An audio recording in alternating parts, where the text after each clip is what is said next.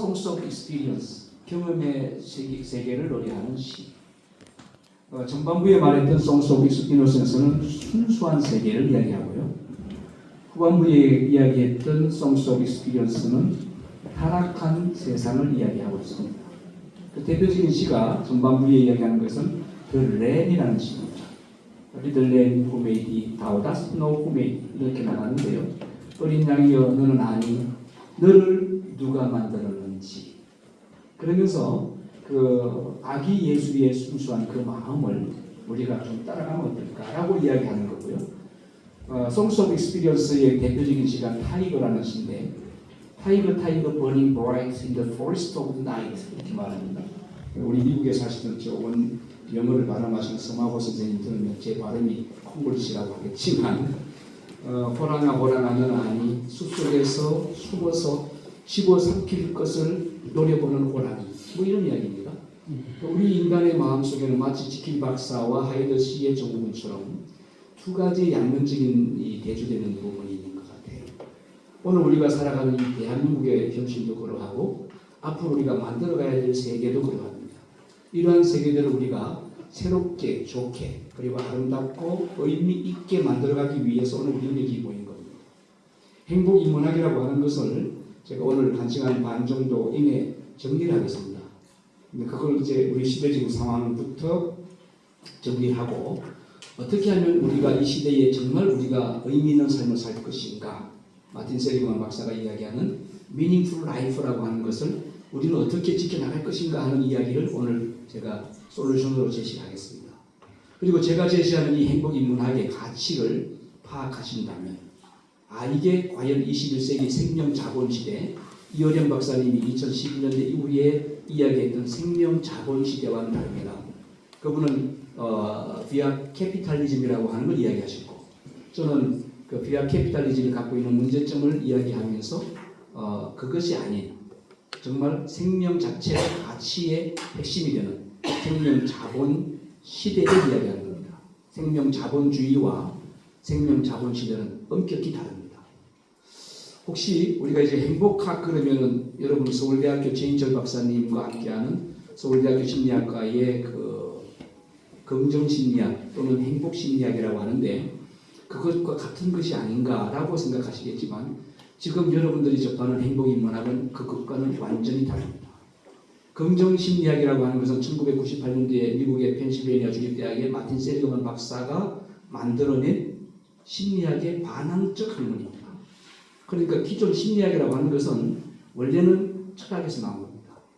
철학의 역사는 고대 그리스의 소크라테스부터 친다면 한 2500년 역사가 되는데, 2500년 역사 속에 심리학, 사이콜로지도 들어가 있고 교육학, 에듀케이션 들어가 있고 사회복지학이라고 웰페어라고 하는 프로그램도 다 들어가 있는 겁니다. 그러다가 그게 1900년대에 와서 비로소, 그러니까 1800년대 말에 분트라고 하는 사람이 심리학 실험실을 시작하면서 심리학이 시작된 거예요. 심리학이라고 하는 역사는 불과 150년 역사가 안 됩니다. 그전에는 전부 철학 속에 묶여 있었습니다. 이게 심리학이 한 150년 역사를 갖고 있는데 1차 세계대전, 2차 세계대전 거치면서 사람이 무자비하게 사람을 죽이는 시대를 보게 된 겁니다. 그때에 도대체 사람의 마음속에 무엇이 있는가 하는 것을 고민하게 됐고, 그래서 인간의 그 숨어있는 이너 사이드죠. 그걸 심리적인 부분으로 생각하고 이 사이콜로지를 한번 연구해보자 하는 철학자들이 나왔는데 우리는 그들을 심리학자라고 합니다. 그러니까 심리학의 역사는 150년.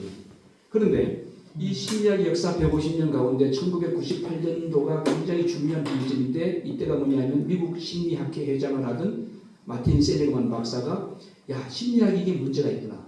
이게 불완전하다. 이게 사람을 사람답게 말하는 것이 아니다라고 하는 것을 제시하면서 새로운 학문적 과제를 던지는 것이 바로 여러분이 알고 있는 포지티브 사이콜로지라고 하는 긍정심리학입니다.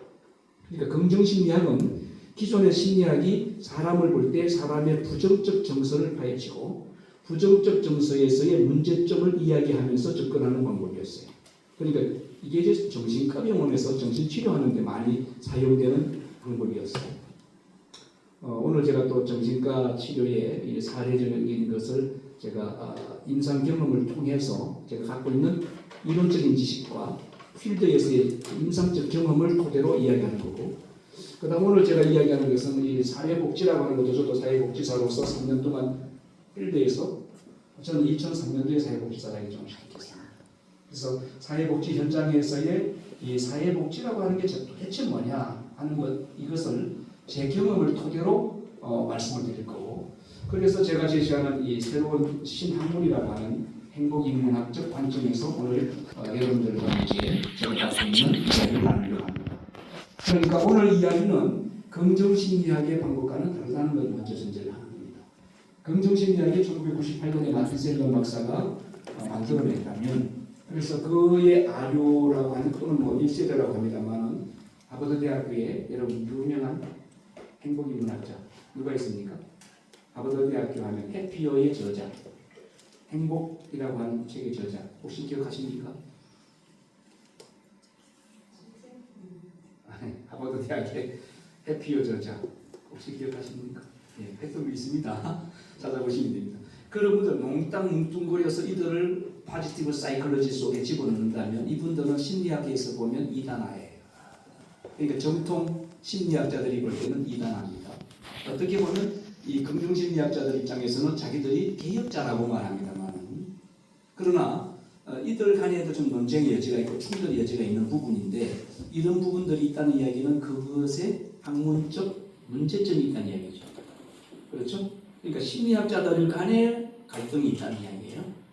그러한 과정이 지금 서울대에서 정인철 박사님을 중심으로 행복심리학이라는 이름으로 우리 한국 사회에 한 2005년, 7년 뭐 이쯤 되면 시작이 됩니다. 그 당시는 문용린님이 작고하셨습니다만, 문용린 박사님이 우리 한국에 긍정심리학을 끌고 와서 전수하게 된 거죠. 어찌됐든 간에 긍정심리학의 역사는 올해가 2026년이니까 28년 정도밖에 역사가 안 됩니다. 세계적으로. 그런데 우리가 말하는 행복인문학은 행복심리학이라고 하는 긍정심리학의 새로운 이름, 행복심리학이라고 하는 것과는 다르다. 우리는 기원을 따져가자면 한 2500년 소크라테스부터 따져본다 하는 거고, 심리학이라고 하는 한 파트, 지금 한 세트에서 말하는 행복이라고 하는 관점은 행복인문학이라고 하는 인문학적 휴머니티스라고 하는 이 거대한 학문적 사이드에서 행복을 보는 것과는 다르다 이거죠. 그러니까 우리 손가락을 10개를 물에 담그는 것과 새끼손가락 하나를 물에 담그는 것도 차이라고 생각을 하면, 긍정심리학은 새끼손가락 한 개 담그는 거고 행복인문학은 온 손을 다 담그는 거다, 이렇게 표현할 수 있겠습니다. 그런 차원에서 오늘 여러분이 저와 함께 한 1시간 반 정도 대화를 나누게 됩니다. 먼저 이제 우리 시대를 한번 좀 제가 가만히 좀 진단을 해봤어요. 이 진단은 객관적 근거가 필요하기 때문에 미국 갤럽의 발표를 지금 첨부했는데, 미국 갤럽에서 2026년 3월에 지난주에 발표한 통계입니다. 이게 뭐냐면 행복 점수에 대한 이야기예요. 행복 점수. 세계적으로 행복 점수가 어떨까? 그래서 미국 갤럽에서 147개 국가를 행복 점수를 매겨봤어요. 147개 국가. 그 가운데에서 우리 이 대한민국의 평가도 나옵니다. 147개국 중에서 1위가 핀란드고 2위가 아이슬란드입니다. 3위가 덴마크고요. 그리고 지금 세계 경제를 쥐고 있고 세계 깡패 역할을 하고 있는 미국. 미국은 23위입니다. 올해 통계입니다. 지난주에 이제 나온 통계니까 아주 최신 통계죠. 미국 23위. 그럼 일본이 어떻게 되냐니까 일본은 61위입니다. 그런데 이제 제가 지금 말씀드리고자 하는 것은, 그러면 한국은 어떠냐입니다. 한국은 어디쯤 오겠습니까? 19위. 19위.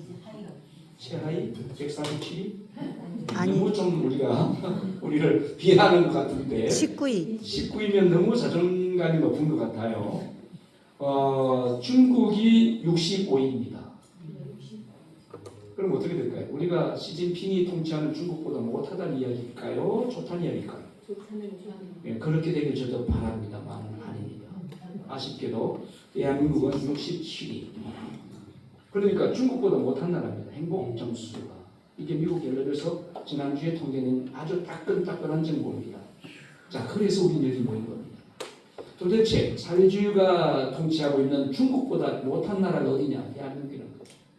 그럼 이 행복 점수를 나누는 객관적 근거는 뭐냐? 6가지인데 그 6가지가 오게 첫 번째가 뭐냐 하면 GDP입니다.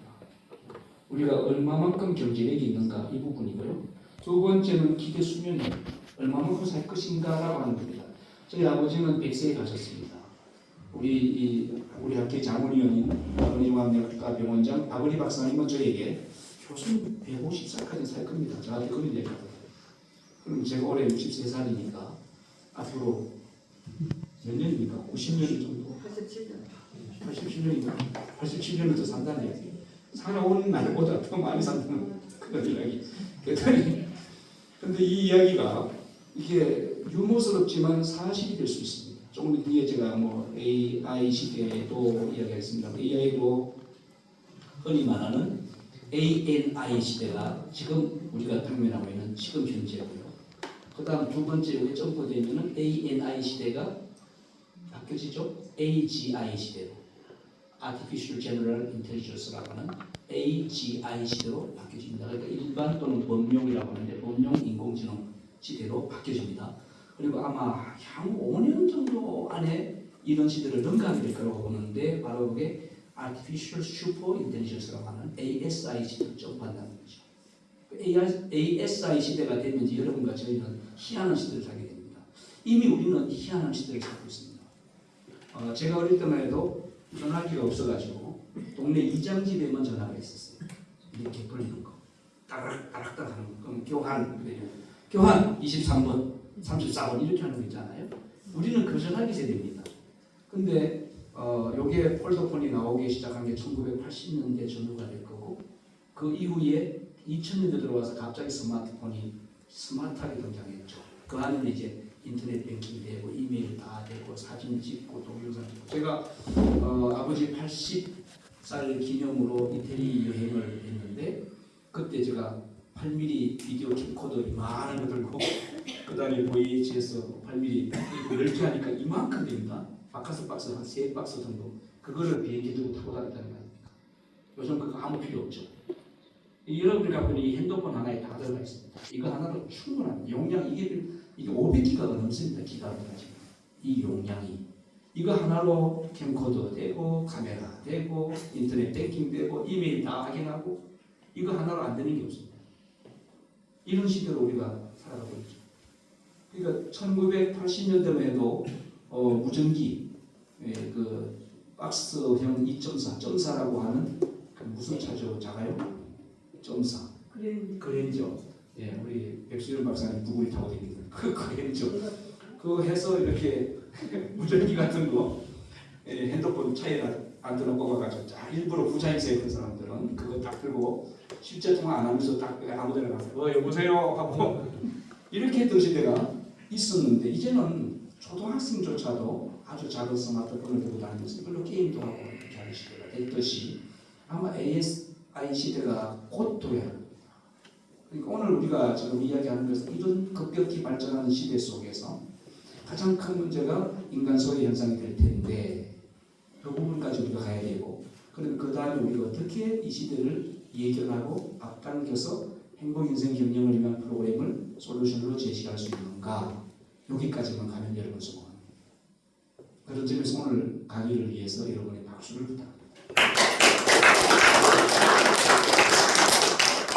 행복도수에서는 이런 거죠. GDP, 기대 수명, 사회적 지원, 그 다음에 자유, 관용, 부패 요 6가지 항목을 가집니다. 그런데 우리 한국은 중국보다 못하다라고 하는 걸 먼저 제가 전제로 했습니다. 자 그러면 지금 우리 세계를 한번 보자고요. 우리 세계가 우리가 살고 있는 이 세계가 어떤 상황인가를 한번 보자고요. 첫 번째는 러우 전쟁 이미 4년 동안 되고 있죠. 러시아가 우크라이나를 침공했고 돈바스 지역을 중심으로 해서 흑해까지 장탄하려고 하는 러시아의 그러한 전쟁 역사입니다. 얘들이 그걸 장악함으로써 러시아가 저쪽 유럽으로 펼쳐나갈 수 있는 지리적 요충지를 확보한다는 거죠. 그걸 지금 우크라이나가 막고 있으니까 그걸 러시아가 찾자는 거예요. 이게 원래 소련 땅이었잖아요. USSR. 근데 소련이 고르바초프 이후에 해체되면서 이게 이제 잃어버린 땅이 돼버리고 갈 수 없는 땅이 돼버리니까 그걸 되찾자는 것이 푸틴의 정책이고 그게 지금 4년 동안 전쟁으로 이어지고 있는데 여기에 우리 한국도 직간접으로 연루가 되어 있습니다. 그런데 우리 한국 역사를 보면 러시아와 한국은 충돌한 적이 없죠. 러시아가 우리 한국을 침공했던 적이 없죠. 우리가 한 967차례인가 외세의 침공을 받은 역사가 한반도 5천년 역사인데 그 가운데 가장 많이 우리를 괴롭힌 나라는 중국입니다. 그 다음 일본이죠. 근데 러시아는 없습니다. 직접적인 관계는 없지만 북한군이 내려왔을 때 그건 이제 두 번째 우리 한국 전쟁 때에 예. 러시아의 소련의 이런 구조가 있었죠. 북한에 그거 있습니다만 우리가 직접 러시아와 한반도가 전쟁을 했던 적은 없어요. 역사적으로. 전쟁은 없고 조선 만협에 비하하고 압박당하고 있었죠. 그렇죠. 예. 그러니까 그런 관계였어요. 근데 이제는 러시아와 우리가 정면전을 벌일 수도 있는 상황이 되어버렸어요. 지금 상황이.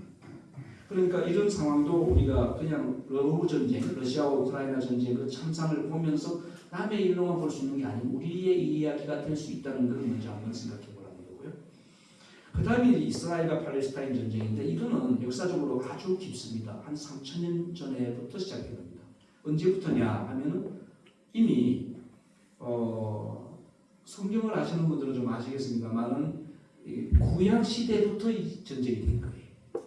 그리고 가장 먼저 치열하게 싸웠던 데가 이미 지금부터 한 1000년 전에 사울이 왕이 됐을 때 이스라엘 제1대 왕 사울인데 사울이 지금부터 3000년 전에 왕이 된 사람인데 그때 이스라엘을 건국하면서 그 지역에 살고 있던 팔레스타인 사람들과의 충돌이 될 수밖에 없었고 그렇게 지금까지 이어지고 있는 거죠. 그러니까 이게 뭐 1년, 2년 전쟁이 아니라 3000년간의 지루하게 진행된 전쟁이다. 이렇게 우리가 봐야 될 거고요. 그리고 이제 얼마 전에 한 달, 오늘 정확하게 오늘 한 달입니다. 2월 28일 날 시작된 것이 이란 전쟁입니다. 미국에서 전쟁을 거는 거죠. 이란을 하고 친 겁니다. 한 일주일 만에 끝낼 거라고 장담했습니다만 한 달 동안 지속되고 있고 아직 전쟁은 종전되지 않았습니다. 더 강력하게 지금 공격을 하고 있고 이미 제가 알기로는 한 2만 킬로미터까지 갈 수 있는 그 정도, 그죠? 그 정도 사거리에 있는 아주 장거리 미사일을 이란이 쏘고 있습니다.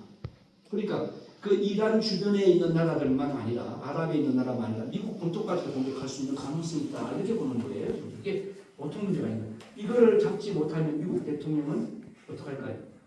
마지막 히든 카드로 핵무기를 쓸 수도 있겠다 이런 생각이 들어요. 저거 못 잡고 그러면 3차 세계대전으로 갈 수 있는 가능성도 없지 않아 있다. 이거는 프로바빌리티입니다. 개연성입니다.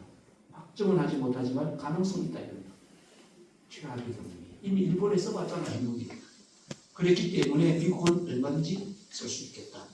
그런데 여러분 로마라고 하는 나라의 역사를 보면 로마 제국이 팍스 로마나라고 하는 이야기를 했잖아요. 모든 길을 로마로 통한다라고 하면서 로마를 가보신 분들은 알겠습니다만 지금부터 2000년 전에 이미 로마 시내는 마차가 다니는 길을 보도블럭을 깔았죠. 돌로 바둑판처럼 쫙 깔아가지고 그래서 마차가 다니는 길을 하도 마차가 많이 다녀서 아예 기차의 일처럼 푹 했습니다. 양쪽 바퀴가 쫙 그냥 그게 로마 시내를 이렇게 방문해놓고 쭉 해가지고 확실하게 2000년 전에 만들어 놓은 그 로마. 그래서 로마가 권력을 잡고 로마가 통치하는 세계, 로마가 그 군사력을 가지고 압제하면서 세계를 점령했죠.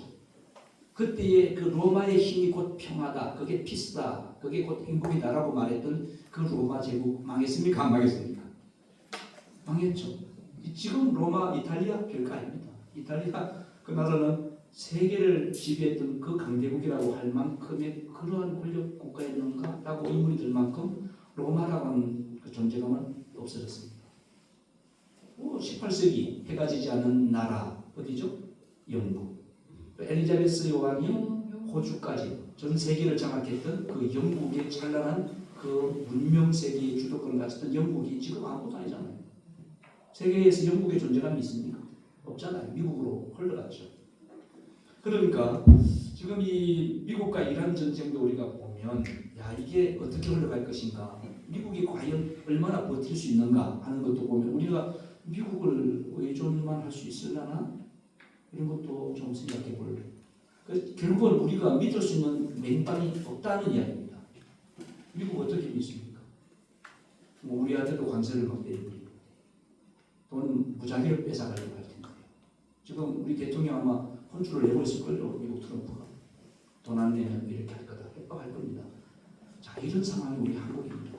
우리 정말 안타까운 상황이죠. 게다가 이미 이 미국과 이란 전쟁 때문에 세계 원유량이 한 20-30%가 묶여 있고 그게 바로 우리나라에 지금 여파가 왔고 오늘 여러분이 드셨던 도시락은 굉장히 다행스럽게 어젯밤에 만들어낸 용기로 우리가 음식을 담았지만 아마 다음 주쯤에는 그런 용기를 구하지 못해서 그냥 맨손에다 밥을 받아 먹어야 될지도 모르겠어요.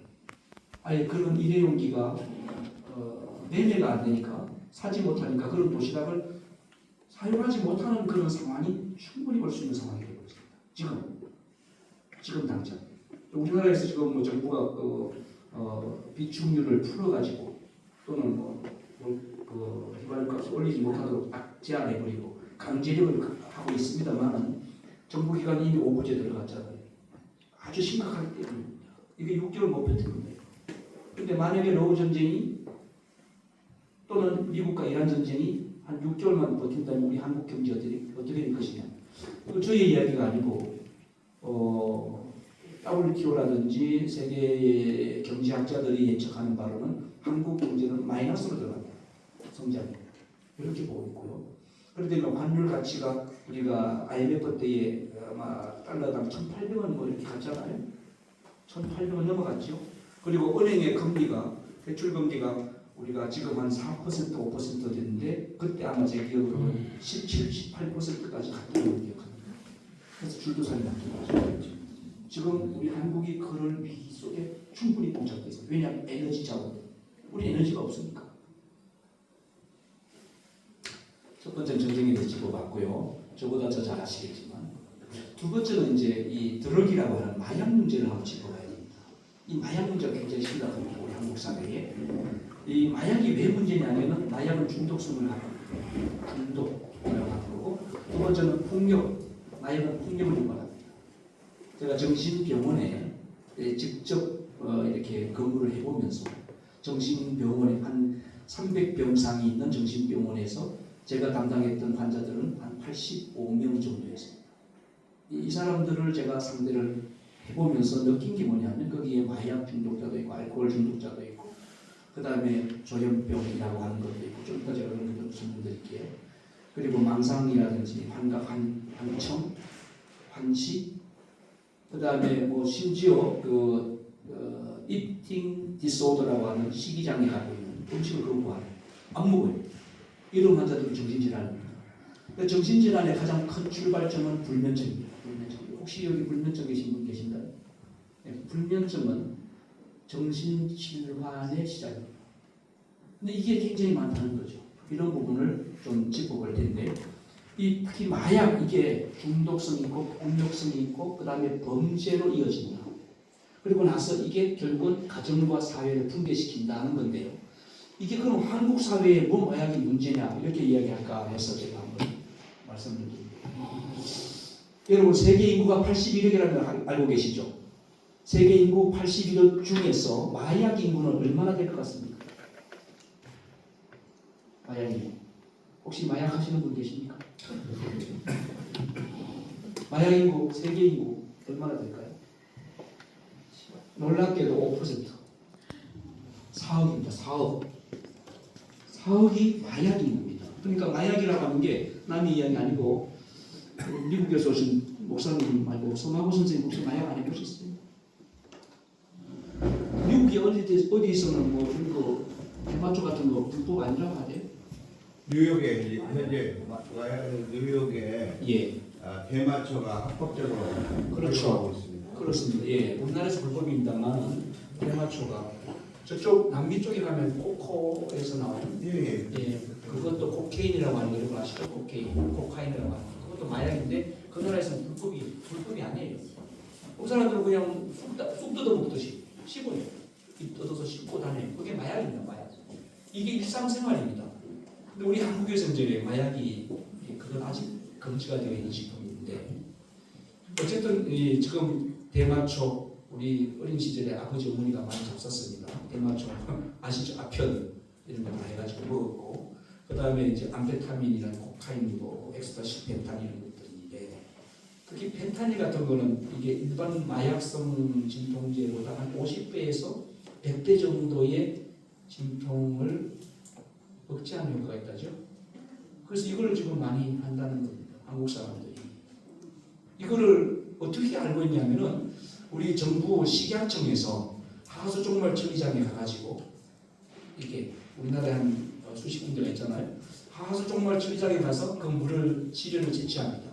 그래서 그걸 분석을 하는 거예요.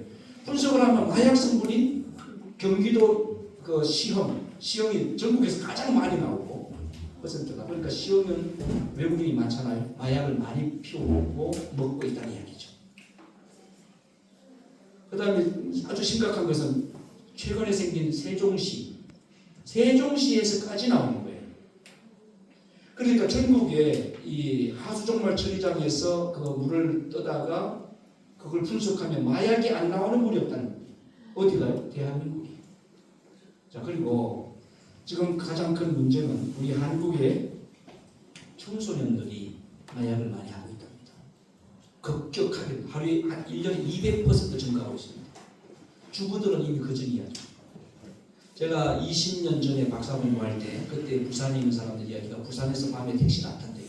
왜냐하면 택시를 타면 택시가 다 탄대요.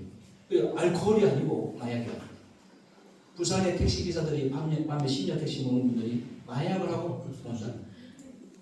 그러니까 이게 알코올 검사가 측정이 안 되는 거죠. 마약을 했으니까. 이해되시죠? 음주운전이 안 걸리는 거예요. 그러니까 마약 먹고 운전하는 거예요. 그냥 막 시속 120km 막 달린다는 시내에. 그런 사람들이 부산에 운전자가 있다. 이게 20년 전의 이야기인데 왜 그러냐면 그건 항구 도시잖아요. 그러니까 외국에서 선원들이 많이 들어오면서 마약을 몰래 한다 하는 거고요. 2023년도에 우리나라 마약 사범이 23,000명입니다. 근데 여러분 그 암수 문제라고 아시죠? 암수 범죄. 드러나지 않은 범죄. 경찰이나 검찰에 포착되지 않은 비밀리에 이루어지는 마약 범죄. 이 범죄는 그거 외에 5배가 될지 10배가 될지 아무도 이런 심각성 속에 우리가 살고 있습니다.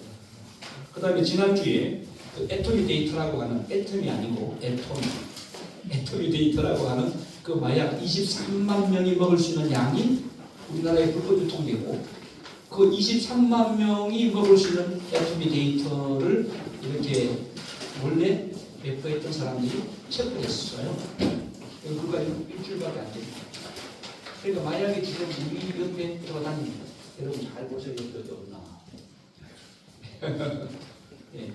예, 자, 그 다음 이 부분 우리가 좀 봐야 됩니다. 그래서 우리가 지금 우리 행복인문학회에서 예측컨대 대한민국의 마약 환자는 대충 100만 명 정도가 될 거다. 여러분 알코올 중독자나 마약 중독자나 그렇게 차이 안 날 정도로 한국 사회가 위험하고 그래서 울리백이라고 하는 사회학자가 리스크 소사이어티라는 말을 하는데 위험 사회라는 말을 하는데 대한민국은 리스크 소사이어티다.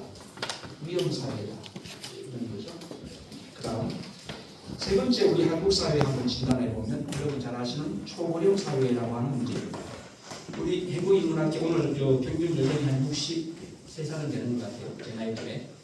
그러니까 우리가 지금 이미 위험 사회이면서도 고령 사회에 들어왔고 초고령 사회에 들어왔습니다. 우리 대한민국이 2017년도에 고령 사회가 됐죠. 대한민국 인구의 14%가 넘어선 거예요. 65세 이상입니다. 근데 2025년도에 대한민국 인구의 20%가 넘었었죠. 65세. 이미 1,000만 명이 넘었습니다. 이게 무슨 문제냐? 장수하는 사람 많으면 좋은 거 아니에요? 아니죠. 장수하는 사람이 많아지면 어떤 문제가 있죠? 제가 사회복지사로서 요양원에서 근무해보니까 3년 정도 근무해봤는데 가장 큰 문제가 이분들을 케어하는 케어 인력이 부족합니다. 자, 500만 명 시대는 케어 인력이 많아져요. 그래서 특히 베이비 부모 세대라고 하면 1955년에서 1963년까지죠.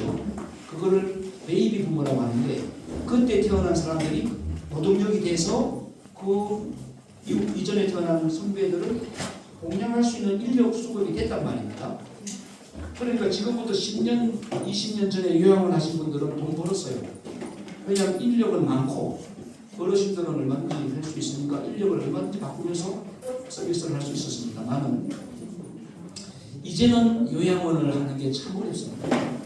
특히 이재명 정부가 되면서 요양원에서 예를 들어서 이제 조금 이익을 좀 이렇게 남가먹는 시간을 좀 더 계산해가지고 돈을 더 받아가는 게 있으면 불법으로 해서 한수 처리해요. 그게 몇 배죠? 4배인가요? 4배인가 하고 경고 3번이면 완전히 그거 폐쇄되죠. 전원 조치해버리고 그러면 5년 동안 그 요양원을 팔지도 못하고 용도 변동도 안 해줍니다. 지금 그런 사회가 되고 있습니다. 그러니까 지금 여러분들이 좀 부지런히 떡을 받으시는데 이걸 받고 고마워해야 될까? 고마워해야 될까? 이걸 생각해야죠. 왜 그런데 하면 이 떡을 먹는 순간 나는 나이를 또 먹게 된단 말이에요. 그럼 안 먹고 버티면 안 되나? 안 먹고 버틴다고 해서 또 먹는 거예요. 그러니까 이게 우리 초고령화 사회에 들어갔다는 것은 어쩌면 우리 모두의 이야기인데 우리가 참이 불행한 거 아닌가 이게. 그렇다고 내가 내 목을 졸라서 죽을 수가 없고 내가 눈을 뜨니까 눈을 떴는데 그죠? 눈을 감고 자고 그대로 가면 죽은데 이 그대로 안 간단 말입니다. 그 다음날 영감없이 눈을 또 뜬단 말이에요. 그러니까 성마부 선생님한테 그럴 거 아니에요. 어떻게 하면 건강하고 웰빙할까요? 이걸 또 묻게 되는 거고 그러려고 하면 주머니 사정이 또 능력해야 되는데 그러지 못하니까 방 안에 콕 처박혀 있다 보니까 약해지고 그럼 병이 몰려오고 그러면 누군가의 도움이 필요한데 내 대소변까지 누가 닦아주고 해결이 돼야 되는데 안 해주면 욕창이 나고 내 몸에서 구더기가 부글부글 거리게 됩니다. 그렇다고 내가 내 목을 졸을 수도 없고 이거 참 반장한 겁니다. 제가 150세까지 건강하게 잘 살아야 되는 거지. 박은희 박사님 이야기처럼 그분이 외래이직의 전문가입니다. 대한민국에 우리 행복인문학회 장훈 박은희 박사님이 외래이직 항로화 쪽에는 대한민국 1위입니다. 그분이 이야기고 그러니까 김종일 교수는 150세까지 살겠다. 내가 볼 때는 그렇다라고 이야기하시니까 아주 그냥 뭐 그게 틀린 이야기는 아닙니다. 저렇게 뒤에서 잡담하는 분들이 있더라고요. 저는 그게 맞다고 생각이 돼요. 그러니까 이 이야기가 저만의 이야기 아니고 여러분 모두의 이야기가 될 수 있습니다.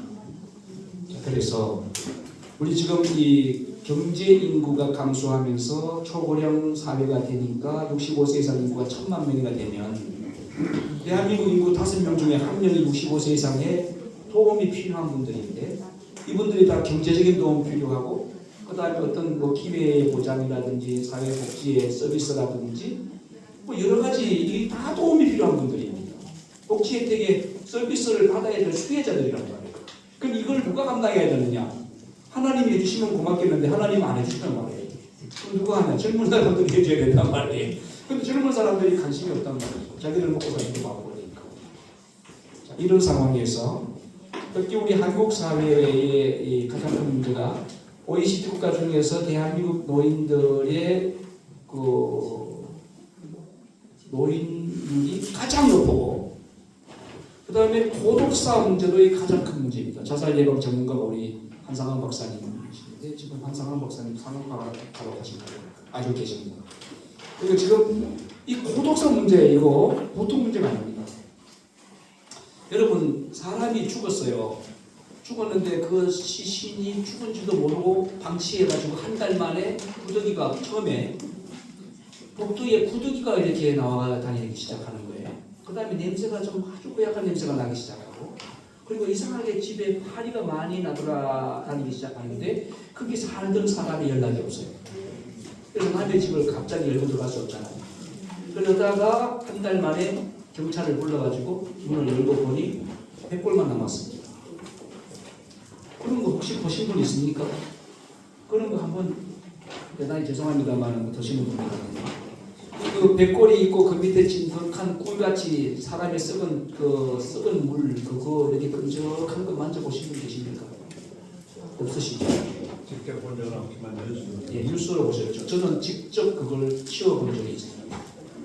대전에서. 자, 이 사람이 한 달 동안 해서 100골만 딱 남았는데 그 사람을 119에서 수습해서 갔잖아요. 그 남은 자리 거기가 장판이 다 썩어버려요. 그 다음에 그게 끈적한 액체가 돼가지고 꿀이라고 하면 안 되고 본드가 굳기 직전 있죠. 그 정도로 아주 끈적한 꿀.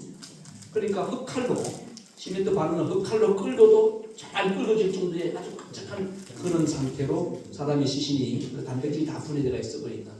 그 고약한 냄새 나는 그걸 좀 치워달라고 해서 제가 가서 치워드린 적이 있어요. 근데 그걸 제가 치워주면서 아, 사람이라고 하는 게 이렇게 될 수 있겠구나. 이게 고독사구나. 근데 이게 남의 이야기가 아니고 우리의 이야기가 되고 우리 삶의 이야기구나라고 하는 걸 제가 생각하고, 그래서 행복의 문학을 제가 깊이 있게 공부를 하고 이쪽에 대해서